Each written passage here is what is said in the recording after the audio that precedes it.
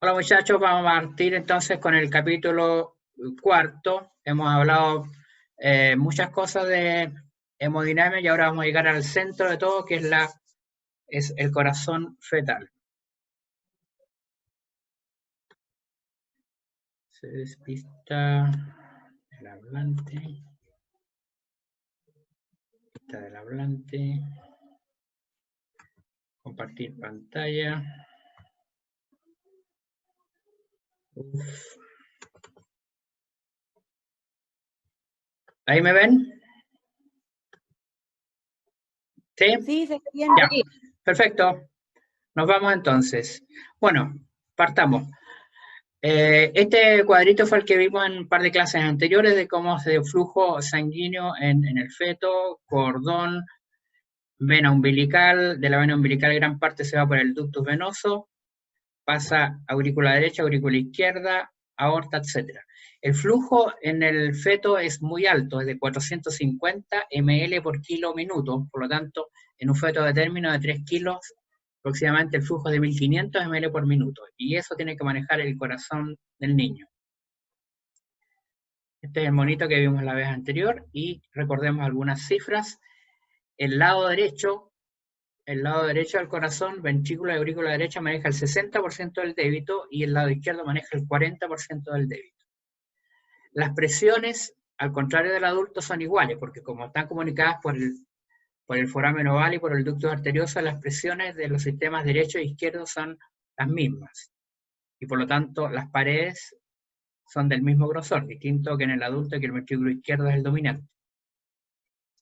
El 85% de la sangre que sale por el ductus arterioso, aquí arriba, va a dar a la circulación inferior de la aorta. Solamente un 15% va a irrigar los pulmones. Y el 40% del todo el débito del niño pasa por las venas, por las arterias umbilicales hacia placenta.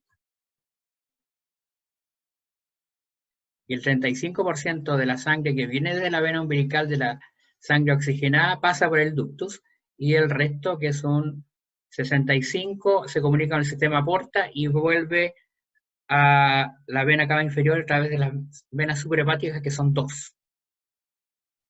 Dijimos que la circulación fetal es un sistema en paralelo, que hay diversos channels que lo comunican, que el foramen oval, el ductus venoso, el ductus arterioso y la anastomosis de Hill. El corazón del feto es un órgano todavía inmaduro, el sistema neuroendocrino que lo maneja también es inmaduro. Dijimos que el concepto clásico que uno maneja, que de ventrículo izquierdo, aorta, irriga cabeza y tronco superior, así que por istmo irriga el tronco inferior y placenta, no es correcto. Lo más correcto es que el ventrículo izquierdo, a través de la aorta y de los vasos cefálicos, irriga gran parte de la cabeza y tronco superior, y el ventrículo derecho, a través del ductus arterioso, irriga el tronco inferior y la placenta. Y el istmo lo que va haciendo es compensando las presiones entre ellos. Entonces, esto quiere decir este monito. Ese es el istmo, ahí van los vasos cefálicos, el tronco hipercefálico, la carótida y la subclavia, y después viene el istmo. Entonces, ese es el chant. En la sístole, el flujo es anterógrado. En un mínimo tiempo de la sístole, el flujo puede ser retrógrado. Y en la diástole, el flujo va para adelante y para atrás. ¿Y qué pasaba en la restricción de crecimiento? La parte superior, el cerebro se vasodilata, y la parte inferior, dada por el territorio mesentérico, renal y el tronco inferior, están vasocontraídos, aumenta la resistencia. Por lo tanto, si aumenta la resistencia abajo y disminuye la resistencia arriba, entonces empieza el ritmo a ser retrógrado, y sangre que está reciclada vuelve a reciclar hacia arriba, hacia el cerebro, y puede producir el daño neurosensorial. Es un índice para decir interrupción, pero la dificultad para verlo es alta, la dificultad técnica. La aurícula derecha es el centro de la hemodinámica fetal. El 97% del débito cardíaco pasa por la aurícula derecha. Y, por lo tanto, es la primera cavidad que se va a dilatar cuando haya alguna obstrucción o congestión.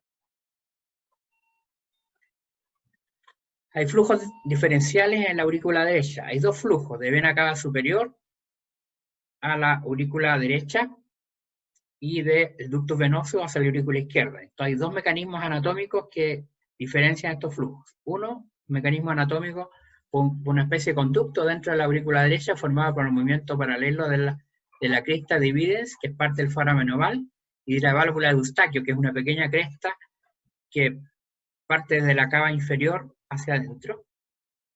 Y además hay una cercanía anatómica de la cava inferior con el foramen oval. Apenas 3 milímetros los separan aún en fetos de TEN. Y lo otro es el mecanismo hemodinámico, el flujo del ductus venoso, que es de alta velocidad, con velocidad de 50, 60 centímetros por segundo, se dirige como un flush directo hacia la fosa oval y atraviesa a la aurícula izquierda.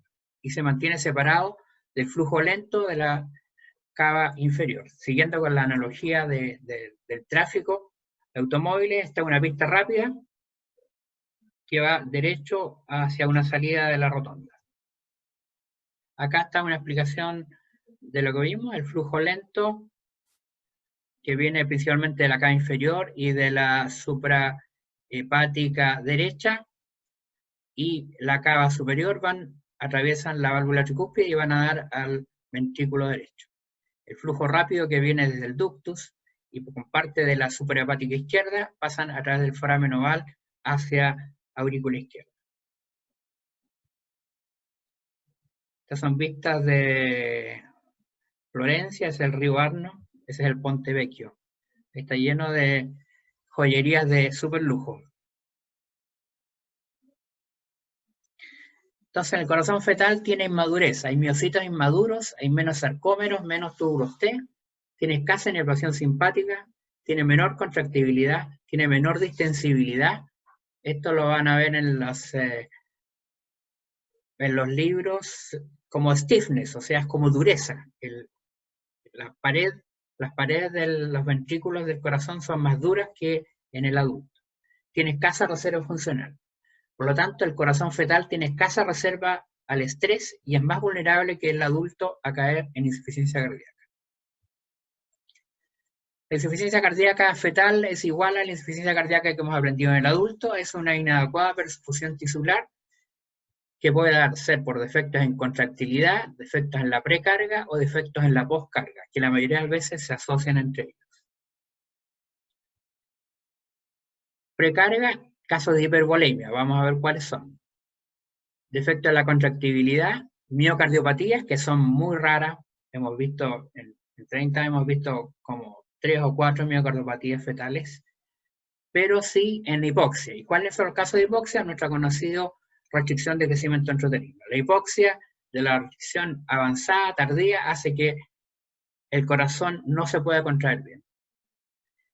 Postcarga, cardiopatía, principalmente cardiopatías obstructivas, y nuevamente la hipoxia dada por la restricción de crecimiento.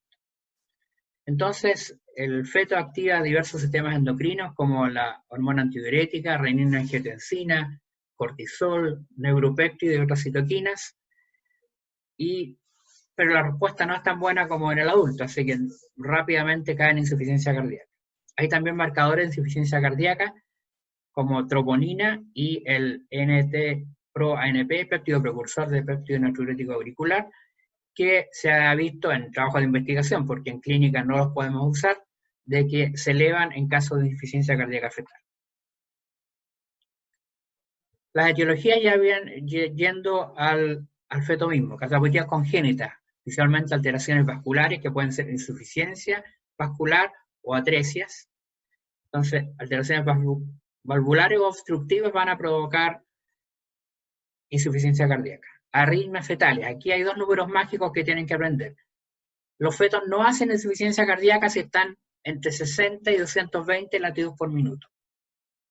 Pero cuando una bradiarritmia te baja de 60 en forma constante por un periodo de horas, va a caer en insuficiencia cardíaca. Lo mismo si las taquiarritmias durante un periodo de varias horas supera los 220, va a ser insuficiencia cardíaca. Así que tienen que recordar estos dos números mágicos, 60 y 220. Estando dentro de esos valores, estamos tranquilos que el niño no va a caer en insuficiencia. Aumento de la poscarga e isquemia miocárdica, nuestro gran clásico, restricción de crecimiento. Y este es un grupo bien fascinante de niños que hacen insuficiencia cardíaca, que son de aumentos de la precarga por hipervolemia.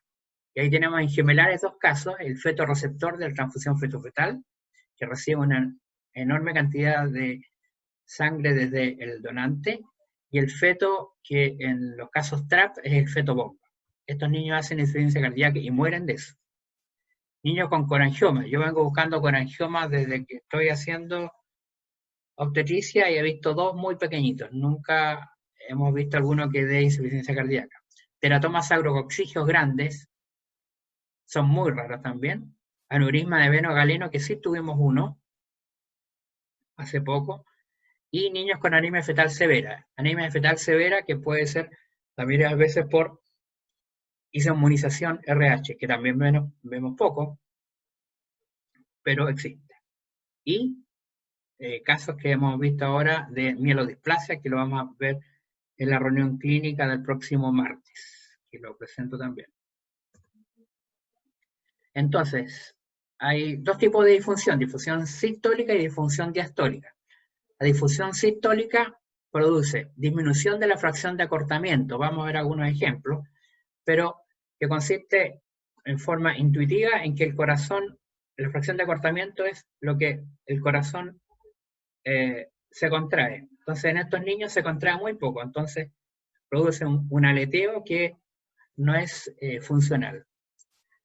Esto va a producir disminución del débito, alteración del índice TEI, que también lo vamos a revisar, y cuando el corazón se empieza a dilatar, entonces las válvulas arteriovenosas que están formadas dentro de un anillo valvular se dilatan porque el corazón también se dilata, y al dilatarse se van a producir una insuficiencia de las válvulas AB, mitral y tricúspide.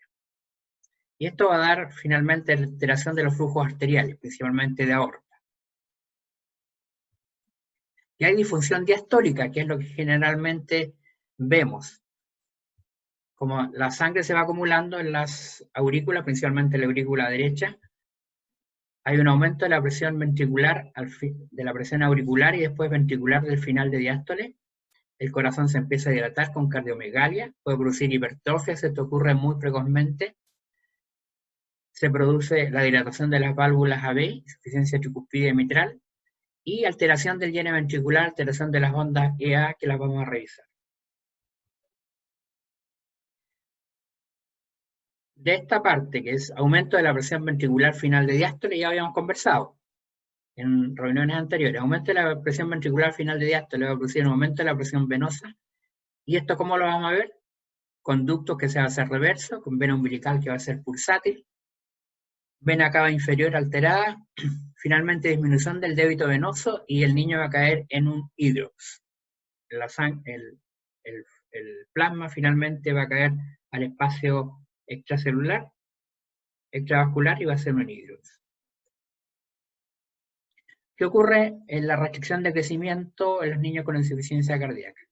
Hay un aumento de la poscarga dado por aumento de la resistencia placentaria, mesentérica y de tronco inferior, y vasodilatación de los territorios cefálicos. Hay disminución de la volemia fetal y la precarga, el flujo se hace reversionismo e hipoxia miocárdica. En general, los eventos cardíacos son terminales en la restricción de crecimiento, pero en algunos casos podrían aparecer previo a la acidosis.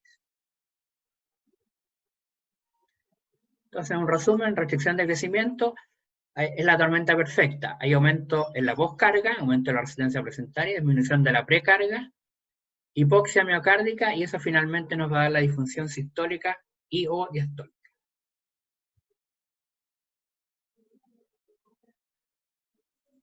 La otra gran causa de insuficiencia cardíaca son las cardiopatías congénitas. Aquí en las cardiopatías congénitas tenemos dos tipos de examen del corazón. La ecocardiografía morfológica, que es lo que estamos acostumbrados a tratar, que es revisar el corazón y ver exactamente qué tipo de cardiopatía tiene. Entonces, el problema es que este diagnóstico morfológico exacto es bastante difícil y siempre va a requerir de una reevaluación postnatal. Y los especialistas en ecocardiografía postnatal, los pediatras, nos llevan mucha ventaja porque pueden mover al niño para donde quieran y hacer todos los cortes posible. Nosotros estamos obligados por la posición en que está el niño, por oligoamnios, por obesidad, etc. En la ecocardiografía morfológica, más allá quizás de hacer exactamente el diagnóstico morfológico, lo que el especialista nos tiene que responder es si esta cardiopatía congénita es ductos dependiente y si debemos tener prostaglandinas disponibles para el recién nacido y si corre un riesgo cuando el niño nazca. Cuando el feto nace, entonces hay riesgo de muerte inmediata al parto. La ecografía morfológica son equipos caros y requieren de médicos de gran expertise. Acá en nuestro grupo Daniel Martín hace bastante ecocardiografía, pero igual todas las pacientes nuestras, nosotras las interconsultamos con el grupo del Calvo Maquena, que son los que tienen lejos la mayor experiencia en el país en ecocardiografía. Así que nosotros hacemos nuestra apuesta, digamos, lo que nosotros creemos, se la enviamos a ellos, y ellos nos dicen esto, si el niño puede nacer en nuestro hospital, si requiere prostaglandina, si es ductos dependiente. Pero hay otra manera de examinar el corazón, que es la ecocardiografía funcional, que nosotros respondemos, ¿hay insuficiencia cardíaca? ¿Hay riesgo de muerte intrauterina? ¿Hay riesgo de feto muerto? ¿Debemos interrumpirlo precozmente?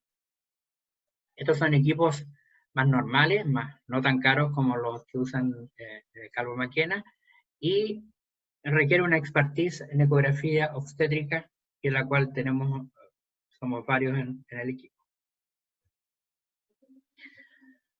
Entonces, vamos entrando en materia. Insuficiencia cardíaca. Hay signos cardíacos y signos extracardíacos. Los signos cardíacos son cardiomegalia, que se mide por el índice cardiotorácico, regurgitación o insuficiencia tricuspidea mitral, el índice EA, la fracción de acortamiento, el índice TEI, el PR mecánico y el índice de esfericidad. Hay otros más, todavía más complejos, que usan los cardiólogos pediátricos. Y hay signos extracardíacos, lo que vamos en la periferia viendo. Y ahí están todos los que ya hemos visto: circulación venosa central, el ductus venoso, la vena umbilical, si hay pulsatilidad, débito venoso, que también es complejo, la vena cava inferior, y si hay hidrox. Y un doctor de apellido Huta, que es norteamericano de origen danés, creó un perfil cardiovascular que toma varios de estos signos cardíacos y extracardíacos, y lo vamos a analizar con más detalle. ¿Cuáles serían las indicaciones de la ecocardiografía funcional? Restricción severa, cardiopatías congénitas, hidrox, malformaciones mayores, arritmias, anemia fetal y embarazos gemelares con TRAP o transfusión feto-fetal. Esta es una vista de la Toscana. Esto es Florencia, está ahí abajo, y acá estamos desde un cerro mirando Florencia. Dicen que la Toscana es los paisajes más bellos del mundo, y es verdad. Cardiomegalia. ¿Cómo evaluamos la cardiomegalia? La cardiomegalia es una dilatación global de todas las cavidades del corazón. Indica una remodelación cardíaca en respuesta al aumento de la precarga, o sea, aumento de la poscarga y anemia fetal. El corazón aumenta sus 4 cavidades, y el problema es que esto queda así después en el periodo postnatal, porque queda con una programación fetal. Se mide por el índice cardiotorácico, se comparan el porcentaje del área torácica que ocupa el área cardíaca. El valor normal es entre 20 y 35%, y es técnicamente, aquí siempre le voy a poner una nota, si es fácil, moderado o difícil. Esta es técnicamente fácil. Acá hay una cardiomegalia, el área, hay que dividir 1700 por 3050, da como un 54%, ese corazón está grande comparado con el tórax. Acá la dibujamos y ahí sale el índice cardiotorácico del 40%. También hay una cardiomegalia, esta es moderada, esta es severa. El intervalo PR mecánico, esta es, todas las láminas que voy a poner son nuestras, esta no alcancé a poner la nuestra. El intervalo PR mecánico es un índice funcional del corazón, pero que no lo usamos para insuficiencia cardíaca, lo usamos para evaluación de bloqueos auriculoventriculares, por ejemplo, la evaluación de anticuerpos anti-RO, y ahora está en investigación que pueda servir para colestasia intrahepática del embarazo, pensando que la fisiopatología de la muerte en la colestasia intrahepática del embarazo es un bloqueo no detectado. Se mide la onda A, tiene toda una técnica, y el valor normal debe ser menor a 140 milisegundos. La dificultad para hacer este examen es moderada, pero los becados han aprendido a hacerlo. Las ondas EA, esto ya es un poco más complejo. Las ondas EA son las ondas de llene ventricular. Cuando en la diástole del ventrículo, cuando se llena el ventrículo, primero hay un llene pasivo. La sangre pasa a través de las válvulas atrioventriculares en forma pasiva, se llenan, esa es la onda Early. Finalmente, el ventrículo que se llena un poco, y el último apretón lo da la sístole atrial, la sístole auricular, esa es la onda A. Entonces, en el feto la onda E siempre es menor que la onda A. En el adulto es al revés. En el adulto, como el ventrículo es más blando, entre comillas, la onda E es mayor que la onda A. Entonces, en el feto la onda E siempre es menor a la A. ¿Cuándo está alterado la onda EA? Cuando se pierden estas dos ondas y hay una sola onda, o al contrario, cuando la conformación parece la del adulto, es decir, la E mayor que la A. Entonces acá en estos monitos se ve la onda EA normal, una onda E menor que la A. Esto todo es en la diástole ventricular. Y en este niño que está alterado ya hay una onda bizarra y está prácticamente fusionado. Esto es anormal. Ondas EA, early y atrial systole. Insuficiencia tricuspideo-mitral se debe, como dijimos, a dilatación de los anillos vasculares. Cuando hay una insuficiencia inicial ocurre en la tricúspide, y cuando la insuficiencia es terminal ya también ocurre en la mitral. La dificultad para diagnosticar la insuficiencia es una dificultad moderada. Acá pusimos la muestra en la válvula, esta parece ser la tricúspide, y se ve este enorme flujo. La insuficiencia son flujos que tienen que ser mayores de 60 centímetros por segundo. Este alcanza 160, valores enormes, porque es lo que refluye. Acá está un cine. Ahí está. El rojo se está llenando, eso es lo normal, y el azul que vuelve es una enorme insuficiencia de ambas válvulas. La sangre fluye y refluye. Entonces también la llamamos regurgitación. Acá hay un ejemplo de insuficiencia mitral.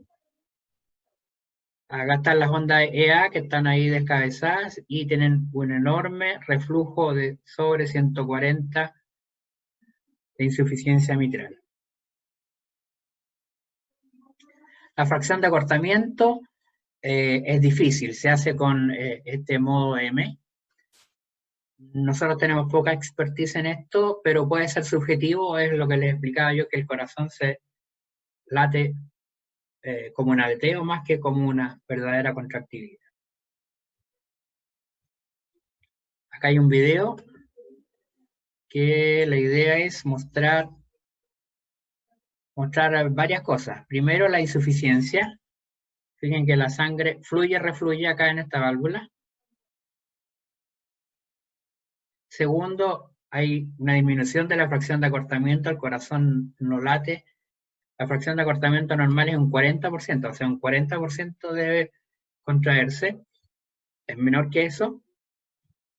Y lo otro, un poco el índice de esfericidad. Los corazones insuficientes tienden a hacerse globosos, redondos. El corazón normal es más alargado. Entonces, en este caso hay insuficiencia, hay disminución de la fracción de acortamiento y el corazón está muy redondo, que es el índice de esfericidad.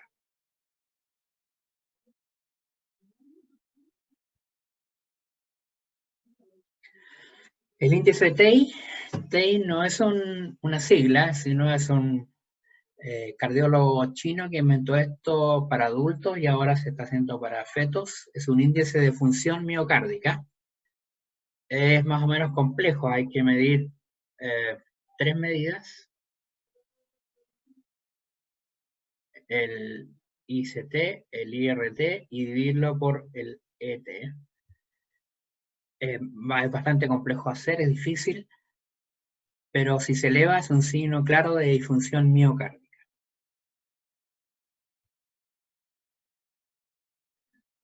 Ya hablé, sí, me salté el índice de acortamiento, no, el próximo acortamiento, y el índice de felicidad, lo que le explicaba, la redondez del corazón. Bueno, este doctor, el doctor Huta, que dijimos que era médico de Estados Unidos, de origen danés, por eso tiene ese apellido tan extraño, es un cardiólogo infantil, el año 2001, tomó varios de estos valores y los juntó en un perfil cardiovascular fetal, el perfil cardiovascular de Huta. Esta es la publicación original de él. Y nosotros lo simplificamos un poco, simplificamos también la mnemotecnia.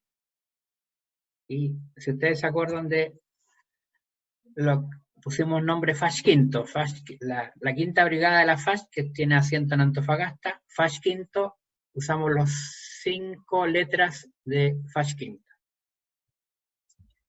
F de función cardíaca, A de arteria umbilical, C de cardiomegalia, H de hidrox y B de las venas centrales. Y a cada uno de estos, si está todo normal, se le pone 2 puntos, si está moderadamente alterado 1 punto, y si está muy alterado se le pone 0 puntos. Vamos a ver ejemplos de cada uno de los 5 valores. Bueno, se han hecho estudios del perfil cardiovascular en cardiopatías congénitas, en arritmias, en hidrox, en restricción de crecimiento. Y es un índice que sirve, pero sirve para niños que están muy comprometidos. Entonces, por ejemplo, este gráfico habla de mortalidad perinatal o parálisis cerebral en perfil cardiovascular, dependiendo del tiempo posparto. Los niños que nacen, los que han tenido un perfil cardiovascular bajo, menor a 6, tienen esta mortalidad altísima, mortalidad o parálisis cerebral. Los niños que tienen un perfil cardiovascular normal, que se considera sobre 7, no tienen mortalidad en este grupo.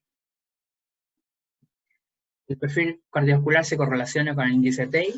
Los neonatos con Apgar bajo tenían perfiles menores que con los Apgar normales. Los niveles del péptido pronatriurético en arteria umbilical de los recién nacidos con perfil cardiovascular bajo fueron mayores que los con perfil cardiovascular alto, etc. Y dentro de los valores del perfil, la cardiomegalia, la vena umbilical pulsátil y la onda EA monofásica son los signos más ominosos. Esto es lo mismo. Vamos viendo las letras. FASH Inter. La primera es letra, la F, función cardíaca. Esta es una medida heterogénea que la podemos medir de 2 maneras. Uno con el índice de contractilidad, que dijimos que era difícil, o dilatación de las válvulas AB, o alteración severa del lleno diastólico. Cualquiera de los 3 nos sirve. 2 puntos son aquellos niños que tienen las ondas EA bifásicas normales, sin insuficiencia AB. 1 punto si tiene insuficiencia tricuspidia holosistólica o una fracción de acortamiento menor a 29%. Y 0 puntos cuando la onda EA es monofásica o hay insuficiencia mitral. Los mismos monos de la lámina anterior, este sería 2 puntos, este sería 0 puntos porque hay una sola onda. En insuficiencia tricuspidia, aquí parece haber insuficiencia en ambas válvulas, así que sería 0 puntos. Esta es una insuficiencia tricuspidia, así que sería 1 punto, y esta, la insuficiencia mitral, sería 0 puntos. Entonces así punteamos la letra F, que es la más difícil, tanto porque puede incluir varias cosas como porque es más difícil técnicamente. Entonces, ondas EA e insuficiencia tricuspidia o mitral. La letra A es quizás la más fácil, ya la hemos revisado en las clases anteriores. Mide la resistencia placentaria y o el débito cardíaco, 2 puntos con un flujo diastólico presente, no importa que esté alterado, si está tanto presente el flujo diastólico en la umbilical, 2 puntos.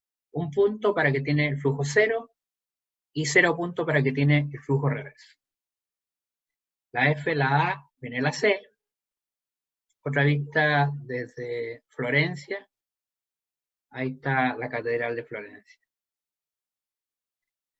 Cardiomegalia. Si el índice cardiotorácico es normal, 2 puntos, entre 20 y 35%. 1 punto si el índice cardiotorácico es mayor a 35%.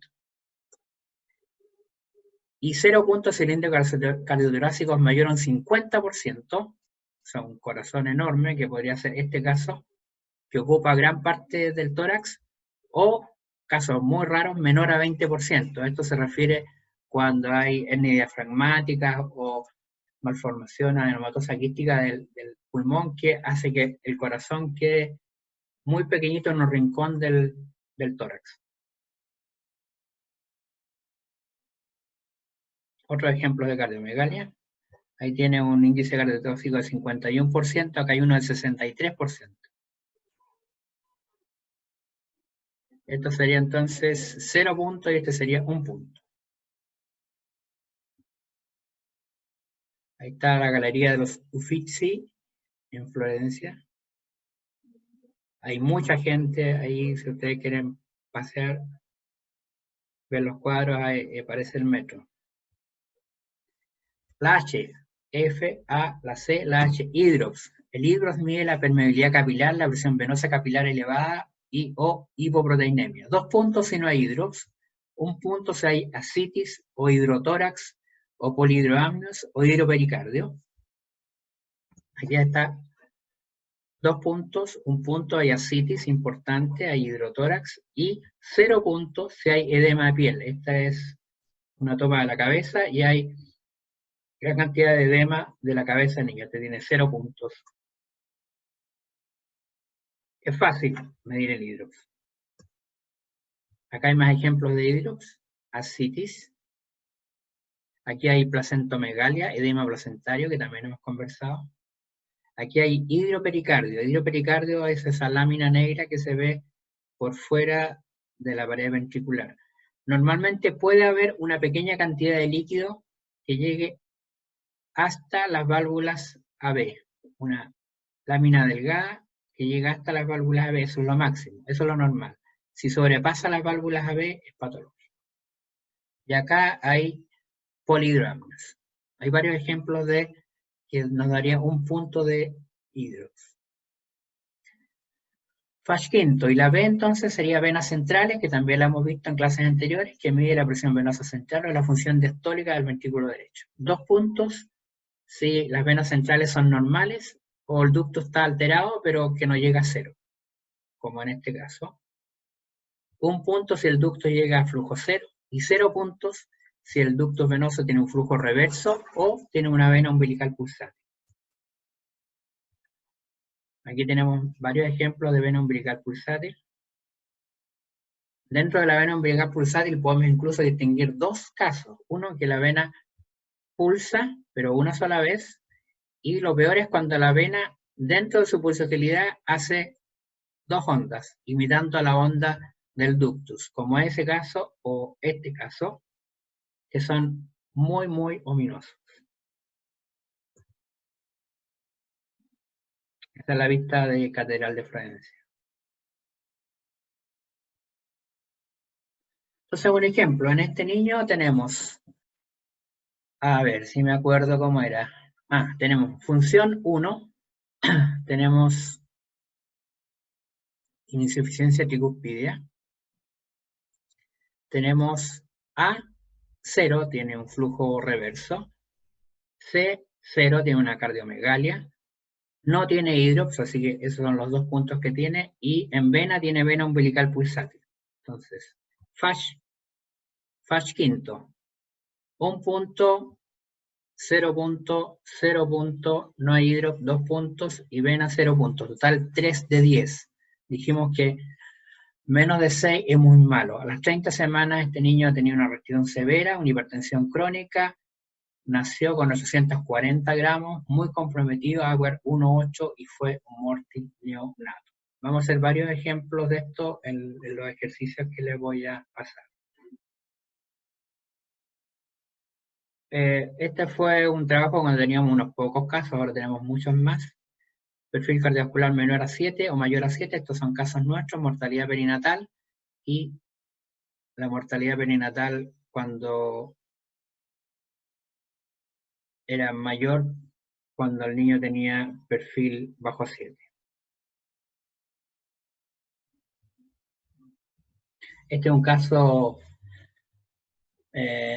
muy especial. Nosotros hemos visto 2, pero aunque son fetos moribundos. Uno raramente ve gente adulta moribundo y más raramente ve un feto moribundo. Este niño tenía 30 semanas, una observación de trisomía, tenía un hidrops que lo estábamos vigilando, y en la última ecografía que le hicimos tenía esto, tenía una especie de onda A pero invertida, la E mayor que la A, no tenía flujo hacia aorta, no tenía flujo de eyección, los latidos fetales estaban en una bradicardia mantenida 93 por minuto. Son unas ondas absolutamente bizarras y el feto falleció 1 hora después. La vista de la cúpula de la catedral de Florencia. Conclusiones, estamos terminando. El diagnóstico morfológico exacto lo entrega la evaluación postnatal y quizás no es tan relevante para el manejo perinatal. Sí nos interesa que nos diga si este es ductos dependientes y si necesita prostaglandina. El diagnóstico funcional de insuficiencia cardíaca sí es muy relevante para el pronóstico perinatal y para la muerte intrauterina. La fisiopatología de la insuficiencia cardíaca fetal es aún mal conocida. El corazón fetal es mucho más vulnerable que el adulto a la falla cardíaca. El feto severamente comprometido por cualquier causa debe evaluarse la función cardíaca con una ecocardiografía funcional. La cuantificación de la función cardíaca fetal en general es difícil, pero con un moderado expertise y usando el perfil cardiovascular se simplifica bastante la tarea. Y acá está Cual Quijote en La Mancha con los molinos de viento que realmente inspiraron el Quijote de Cervantes.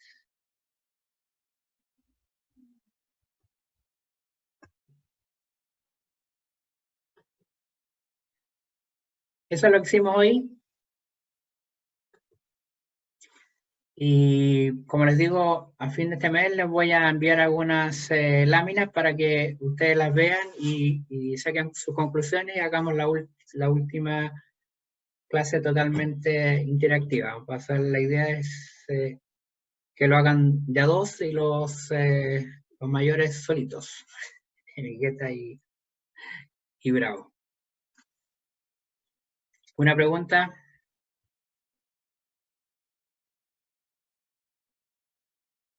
Ninguna, entendieron todo. Muy bien, Yo tengo una pregunta.